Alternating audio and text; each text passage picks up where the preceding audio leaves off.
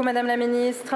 La parole est à Monsieur Joël Aviragnet pour le groupe socialiste. Merci, Madame la Présidente. Une nouvelle question, Madame la Ministre. Une nouvelle question sur la santé mentale, mais cette fois-ci avec des propositions. Aujourd'hui, nous sommes le 10 octobre et c'est la journée mondiale de la santé mentale. La pandémie de Covid-19 et ses multiples confinements ont accéléré la détérioration de la santé mentale de nos concitoyens. Or, notre pays n'est actuellement pas préparé pour affronter ce défi majeur. Conscient de cette situation, avec ma collègue Chantal Jourdain et moi-même, nous avons été chargés par le groupe socialiste de travailler sur ce qui apparaît aujourd'hui comme un angle mort de nos politiques de santé. Après 6 mois d'auditions hebdomadaires de tous les acteurs du domaine et des visites de terrain, les députés socialistes présentent 10 mesures pour faire de la santé mentale une grande cause nationale. La santé mentale est le premier poste de dépense de l'assurance maladie avec 23 milliards d'euros.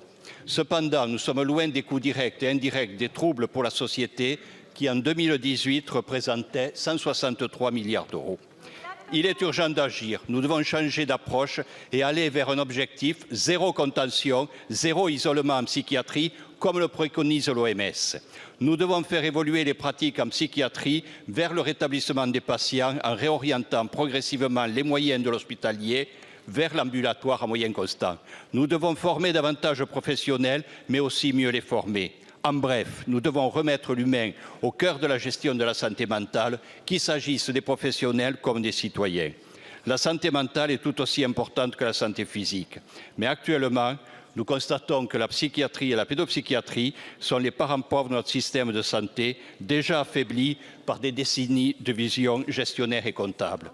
Notre pays doit répondre à ce défi majeur et c'est pour cela que nous espérons que cette initiative trouvera un écho dans cet hémicycle. Madame la Ministre, êtes-vous disposée à travailler avec nous et avec toutes les bonnes volontés de l'Assemblée nationale sur ce sujet essentiel? Je vous remercie. Merci beaucoup, Monsieur le député. La parole est à Madame Agnès Firmin-Le ministre chargée de l'organisation territoriale et des professions de santé. Merci Madame la Présidente, Mesdames et Messieurs les députés, Monsieur le député Joël Aviragnet.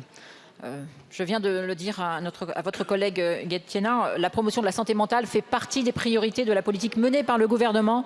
Je vous remercie donc de cette question en cette journée internationale de la santé mentale, ce qui explique le petit ruban vert. Nous le savons à présent, la crise du Covid a notamment eu un impact très important en matière de santé mentale de nos concitoyens. Dès juin 2018, en cohérence avec les objectifs de la stratégie nationale de santé, le gouvernement a adopté une feuille de route santé mentale et psychiatrie reposant autour de 3 piliers. La prévention, le parcours de soins et l'insertion sociale. Cette feuille de route a été enrichie en 2021 par les 30 mesures issues de la conclusion des assises de la santé mentale et de la psychiatrie. De nombreuses actions concrètes ont donc été conduites avec la construction d'une stratégie nationale et de prévention du suicide, la création du dispositif MonPsy, le renforcement de maisons des adolescents, l'amplification du déploiement du secourisme en santé mentale dans tous les milieux avec plus de 70 000 personnes formées ou encore la stratégie de déploiement des compétences psychosociales avec la création de la génération 2037. L'ensemble de ces actions s'appuie sur des moyens inédits avec un budget total de près de 2 milliards d'euros entre 2022 et 2026, ce qui constitue une délégation de crédit pérenne à un niveau historique. Comme vous le voyez, même si vous omettez parfois de le rappeler, de nombreuses actions ont été entreprises. Beaucoup reste à faire et vous le savez, le sujet de la santé mentale est bien plus global qu'un sujet de santé, en particulier sur le volet des ressources humaines. Il nous faut renforcer nos connaissances ainsi que les ressources disponibles dans le périmètre de la santé mentale et de la psychiatrie.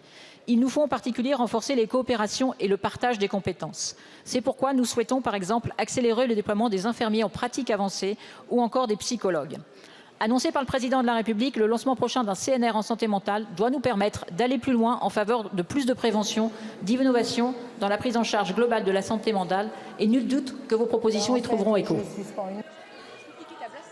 Je vous remercie, Madame la Ministre.